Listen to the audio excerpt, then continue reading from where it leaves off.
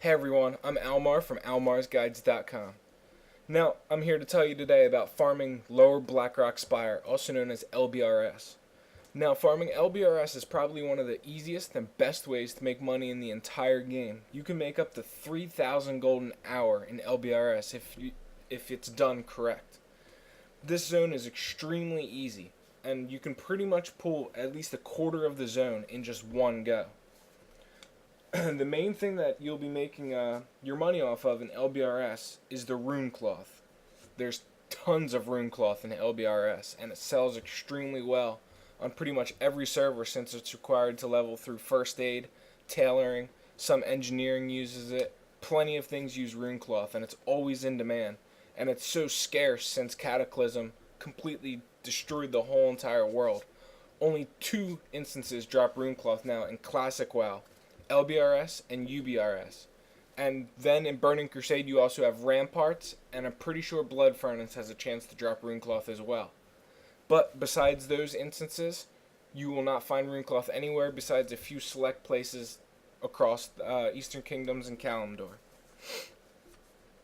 Also, LBRS is great because you can disenchant the greens into Illusion Dust and Greater Eternals, which both those items go for a ton on the auction house because they're in such demand for enchanters and also other trade skills that might need them. I'm pretty sure blacksmithing uses them for something. I'm not sure. And also, you got blues, which you can get from LBRS, which disenchant into large brilliant shards, which also sell for a lot. Large brilliant shards will always be in demand because large brilliant shards are used for enchants that are used on heirloom items, such as Mighty Intellect, Agility, Crusader. Tons of enchants use large brilliant shards, so they will always be in demand, as will Illusion Dust and Greater Eternals. Also, another bonus to LBRS is if you're a skinner. You will be able to skin thick and rugged leather, which both sell for quite a bit on the auction house. Rugged leather will sell for about 100 gold a stack, and thick leather sells for sometimes right around 20 to 40 gold a stack, depending on the market that day. Another good bonus of LBRS is there's 2 vanity pets which you can get in this instance. Mother Smolderweb drops one, and the Warg Halicon drops another one. Or no, my bad. The Warg Pup drops off of Quartermaster Ziggurat, not Halicon. Now, the vanity pets will only be useful if it's your first run through, because obviously once you get them, you don't need them again. And once you get them, I actually recommend not even bother looting them again, because in order to destroy them, you have to. It'll bring up the destroy confirmation window, and then you got to type in destroy, and it's just a pain in the balls. Also, another hidden bonus that not many people know about with LBRS is in LBRS and both UBRS, there's a chance for an item called an Orb of Deception to drop. Orb of Deception changes your character into your race's opposite on the opposite faction. So, Taurens get turned into gnomes, trolls get turned into dwarfs, humans into orcs, night elves into I forget. I think undead. But what it does is it turns you into your opposites, which is it's like kind of a deviant fish type deal.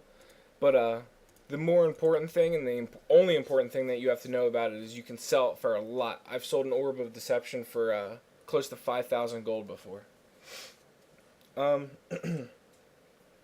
Another very good item that you will find there is Pattern Robe of the Archmage. That has a chance to drop off of the something. I can picture him in my head, but I can't think of the name of him. Flame something, I think. If you watch my 10K an hour farming guide, and you watch those videos, I think I get 3 out of 5 runs, and I also go through a whole thing explaining that. Now, they don't sell for as much as you would think they would because they're an epic pattern, but they sell for about 50 to 55 gold per pattern to, collectors that are interested in having every single pattern. Also, another good thing from LBRS and both UBRS is all of the chest loot that you will be getting. Now the chest loot here is you might not think it might be worth a lot, but it piles up because it's going to allow you to take up more than one market once you get done LBRS and you start selling your wares. So, imagine you just ran LBRS a few times and you have all bunch of items: illusion dust, greater eternal essences, large brilliant shards, rune cloth, etc., etc. You got all these items ready to sell. And also you open up a few chests, so now you also have mountain silver sage to sell, golden sand Sam, iron ore, bolts of silk. you just open yourself up to so many more markets. It's so useful to be able to open these chests. But sadly, unless you have a skeleton key or you're a rogue, like 75% of the chests will be off limits to you. Now, as I mentioned before, you'll be making up to 3K an hour in LBRS. It takes about 20 minutes for each run, and you get about 1K for each run. That is 3K an hour. Now, don't expect to be able to do this all exactly in an hour. That's something I want to get out there as soon as possible, because it's going to take longer than an hour to run LBRS 3 times. Like, once you run LBRS once, you want to log out right after you kill Overlord Wormthalak. Wait until the instance soft resets, log back in, and then you can plow through the whole entire instance again.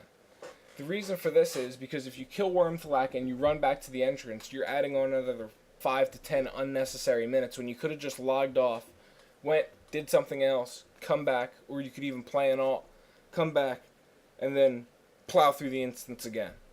On a similar note, if you don't want to stop and you want to get as much Blackrock Spire farming in as possible, do Upper Blackrock Spire first.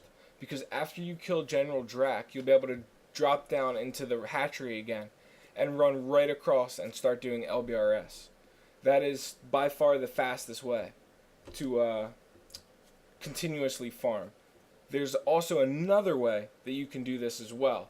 After you kill Drac, you go to the bridge that you crossed between the Beast's room and Drac's room, and you can drop down from that bridge all the way down to the area below, and you can start running the instance again from there.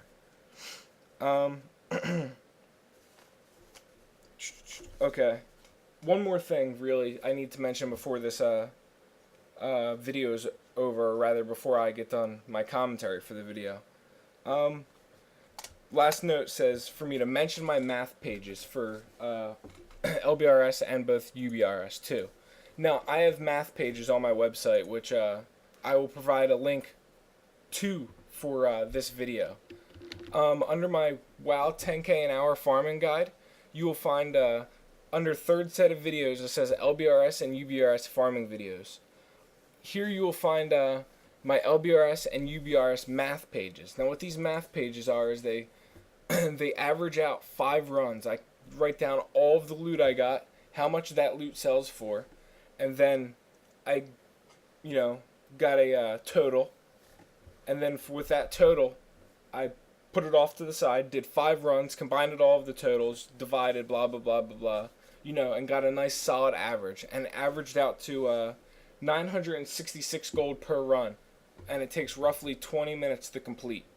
So that's essentially 1,000 gold profit in just 20 minutes. And that's not including the vendor trash that I looted to sell. So, as you can see, farming LBRS is one of the best things you can do to make money in WoW. And you just honestly can't understand how good it is until you actually try it. So, that's me signing out. If you need gold really fast and you want to kill a bunch of easy mobs, LBRS is your best bet.